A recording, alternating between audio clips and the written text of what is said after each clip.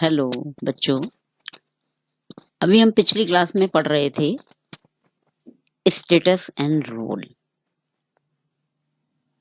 समाज के अंदर हर व्यक्ति का एक निश्चित क्या होता है, स्टेटस। और जो उसे स्टेटस प्राप्त होता है, पद प्राप्त होता है, उसी के अनुरूप उसकी क्या रहती है, भूमिका रहती है। और समाज में पहले से ये चीज विद्यमान होती है कि इस व्यक्ति का समाज में ये पद है, उस पद के अनुसार उसको ये काम करने हैं। यदि वो व्यक्ति उसके अनुसार काम नहीं करता है तो वह अच्छा है, बुरा है, खराब है, उसे हम अलग अलग नामों से उपाधि देते हैं। अब हम ये जानेंगे कि समाजशास्त्र का अर्थ हमने जान लिया कि समाजशास्त्र किसे कहते हैं। समाजशास्त्र सामाजिक जो हमारे अंतः क्रियाएं हैं या एक व्यक्ति का दूसरे व्यक्ति के साथ जो आदान प्रदान होता है, या हम दूसरे शब्दों में कहेंगे सामाजिक जितनी भी क्रियाकलाप हैं उनका जब हम अध्ययन करते हैं तो क्या कहलाता है, समाजशास्त्र। लेकिन हर किसी व्यक्ति के देखने का जो दृष्टिकोण होता है वो कैसा होता है, अलग अलग होता है। तो जब हम समाजशास्त्र को समझ लेते हैं कि समाजशास्त्र क्या है, समाज के अंदर कैसे होता है, समुदाय क्या है, तो अब हमारे सामने आता है कि हम पहले ये समझें, ये जानें कि समाजशास्त्रीय परिप्रेक्ष्य क्या है। एक समाजशास्त्र के विद्यार्थी होने के नाते जब हम समाज के अंदर कोई भी घटना या तथ्य घटित होते हुए देखते हैं तो हमारा सोचने का ढंग क्या होना चाहिए। जैसे आए दिन हम अखबारों में, मैगजीनों में और अन्य संचार के साधनों के माध्यम से दृश्य श्रव्य सामग्री द्वारा जो भी कुछ हम देखते हैं, सुनते हैं, ग्रहण करते हैं, तो एक समाजशास्त्र के विद्यार्थी होने के नाते हमारा कर्तव्य है या हमारा एक अधिकार है कि हम ये सोचें कि इस घटना का या इस तथ्य का हमारे समाज पर क्या प्रभाव पड़ेगा। हम ऐसा क्यों सोचें, क्योंकि हम समाजशास्त्र के विद्यार्थी हैं। तो इसीलिए आज हम जो अध्ययन करेंगे वो हम करेंगे समाजशास्त्रीय परिप्रेक्ष्य का। सामाजिक विद्वानों के द्वारा सामाजिक जीवन से संबंधित विभिन्न तथ्यों का अध्ययन किया जाता है। एक ही वस्तु का अध्ययन अलग अलग विज्ञान करते हैं या कर सकते हैं, किंतु उनके अध्ययन का दृष्टिकोण और संदर्भ परिधि भिन्न भिन्न लोगों या पृथक पृथक होंगी। प्रत्येक विद्वान के अध्ययन का अपना एक क्या होता है, दृष्टिकोण होता है।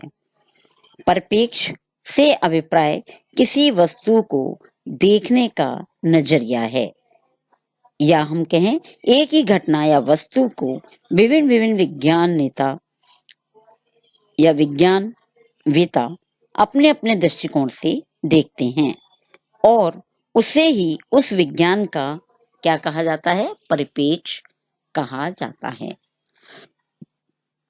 समझ में आया कि एक घटना या एक तथ्य को अलग अलग लोग या विद्वान अपने अपने दृष्टिकोण के आधार पर क्या करते हैं, अध्ययन करते हैं। और जो अध्ययन करते हैं, या ऐसे दूसरे शब्दों में हम एक सामान्य शब्दों में इसे कहा गया है कि परिप्रेक्ष्य क्या है, देखने का नजरिया। किसी भी घटना को देखने का क्या नजरिया है, वो नजरिया उस विज्ञान का क्या कहलाता है, परिप्रेक्ष्य कहलाता है। अर्थात सामान्य शब्दों में अगर हम कहें, जैसा व्यक्ति सोचता है और जैसा देखता है वो एक विशेष विज्ञान से जुड़ा हुआ होता है। उस कारण से उसे वही दिखाई देता है जो वो देखना चाहता है। अब हम इस बात को एक उदाहरण के द्वारा स्पष्ट करते हैं कि कैसे एक ही चीज को अलग अलग लोग अलग अलग दृष्टिकोण से कैसे देखते हैं। आप लोग सोच रहे होंगे ऐसे कैसे है, जो हमें दिख रहा है सामने वही दूसरे को दिखेगा? नहीं, हमारा जो अंतर मन है, हमारे अंदर जो चीजें पहले से भरी गई हैं या हम बड़े होने के बाद जिस विषय का हम अध्ययन कर रहे हैं उस विषय के अनुसार हमारी सोच क्या होती है, परिवर्तित होती चली जाती है। जैसे इसमें मैंने एक उदाहरण लिया है, अपराधी व्यवहार का अध्ययन। क्या है उदाहरण? अपराधी व्यवहार का अध्ययन। मान लीजिएगा एक जेल में हम गए और जेल में हम कौन कौन गए? एक समाजशास्त्री था, एक अर्थशास्त्री था, एक मनोवैज्ञानिक, 3 लोग गए। चलो पॉलिटिक्स को भी ले लो, राजनीति शास्त्री को भी ले लो, राजनीतिज्ञ को भी ले लो, 4 लोग गए। अब चारों लोग कहाँ गए हैं? एक जेल के अंदर। और जेल में कौन होता है बच्चों? अपराधी। कौन होता है? अपराधी, यानी कि जिसने कोई ना कोई अपराध किया हो। वो बात अलग है कि सही किया या गलत किया, लेकिन जेल में आया है तो उसका नाम क्या हो गया? अपराधी। अब वो कैसा व्यवहार कर रहा है, हम ये चारों समाजशास्त्री उसका अध्ययन करेंगे। अब चारों समाजशास्त्री गए, अब आप तो कोई सबको एक जैसा दिखे व्यवहार? नहीं। एक समाजशास्त्री जो है वो उस अपराधी के व्यवहारों को जब देखेगा तो उसमें देखेगा इसके सामाजिक कारण क्या हैं। ये कैसे खाता है, कैसे बोलता है, लोगों के साथ व्यवहार कैसे करता है, इसका काम क्या है, इसका संबंध कैसे हैं लोगों के साथ, एक दूसरे के साथ ये किस तरह से पेश आता है। ये कौन सोच रहा है? एक समाजशास्त्री, क्योंकि उसका संबंध समाज से है, उसका संबंध सामाजिक संबंधों से है, उसका संबंध कल्चर से है, इसलिए वो उसके अंदर उन्हीं व्यवहारों का अध्ययन करेगा जो उसके विषय से या उसके दृष्टिकोण या देखने का जो नजरिया है वो यही रहेगा। इसी तरीके से दूसरा, एक राजनीतिक की मुख्य रुचि क्या होती है? सत्ता का अध्ययन करना। तो राज्य तथा राजकीय प्रशासन के अध्ययन पर वो क्या करेगा? जोर देगा। इसमें नेतृत्व के गुण कैसे हैं, ये पॉलिटिक्स में आ जाएगा तो हमारे लिए कितना सहयोगी हो सकता है, इसको अगर हम बाहर निकाल लेंगे तो ये हमारे लिए कितना लाभकारी होगा। तो ये कौन सोच रहा है? एक राजनीतिक शास्त्र। क्योंकि वो किन कारणों को देख रहा है? उसके व्यवहार में राजनीतिक गुणों को देख रहा है। इसी तरह से एक अर्थशास्त्री जो होगा वो किसको ढूंढेगा? आर्थिक कारणों को। क्योंकि अर्थ का मुख्य रुचि क्या होती है? मनुष्य को आर्थिक क्रियाएं,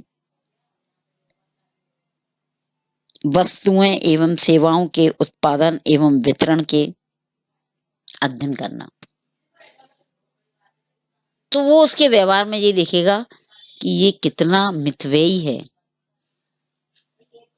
किसी कार के ऊपर ये कितना खर्च करता है,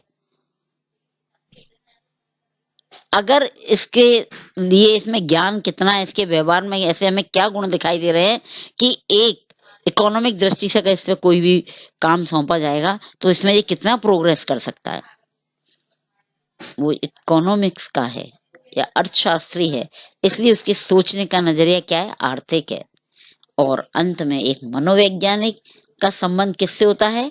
मन से, यानी मानसिक कारणों को वो देखेगा, उसके व्यवहार में ममता है, भावनाएं हैं या क्या है। तो इस आधार पर वो मनोवैज्ञानिक अध्ययन करेगा, उसका मानसिक कारणों को देखेगा। तो इस तरह से हमने देखा कि 4 विद्वान अलग अलग क्षेत्र के लेकिन एक ही अपराधी का अध्ययन कर रहे हैं और चारों के सोचने का जो ढंग है या देखने का जो नजरिया है वो अलग अलग है। एक ही स्थान पर एक ही समय में एक ही व्यक्ति का अध्ययन कर रहे हैं, लेकिन चारों के विचार क्या हैं? अलग अलग हैं। इसी प्रकार से एक ही घटनाओं के क्रम अलग में, चाहे वो इतिहासकार हो, वो ऐतिहासिक दृष्टिकोण से उसको देखता है। कहने का तात्पर्य ये है कि हर किसी व्यक्ति के देखने का दृष्टिकोण अलग अलग होता है। अगर हम इसी चीज को एक और उदाहरण हम देते हैं कि किस तरह से क्रिकेट सब देखते हैं ना, भारत पाकिस्तान का मैच हो रहा हो, चलो भीड़ लगी होती है, चाहे टीवी पर आ रहा हो या बाहर सड़क पे खड़े हैं कहीं, सब शांत हो जाते हैं और क्रिकेट देखना शुरू कर देते हैं। मैच किसका चल रहा है? क्रिकेट का।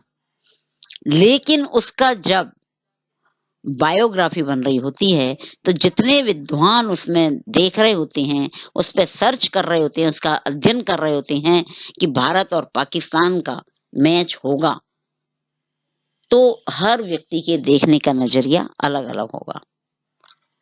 एक समाजशास्त्री जब उस मैच को अंकन किया जाता है और उस मैच का अध्ययन कर रहा होता है, तो वो ये देखता है कि भारत और पाकिस्तान के मैच होने पर हम व्यक्तियों को एक साथ कैसे ला सकते हैं, क्योंकि भारत पाकिस्तान के होने पर क्या हो जाते हैं सब?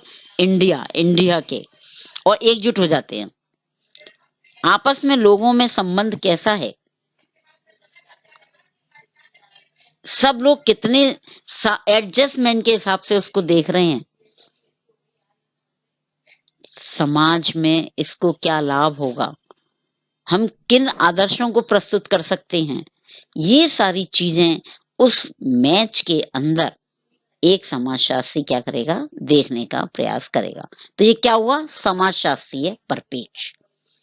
लेकिन इसी को एक अर्थशास्त्री जब देखता है, तो एक अर्थशास्त्री क्या देखेगा? अगर भारत और पाकिस्तान का मैच कराया जाए इंडिया के अंदर, तो पैसा बहुत आएगा। जो उसका ग्राउंड है, वो चकाचक भरा रहेगा। ₹1 की टिकट हम ₹1000 में बेच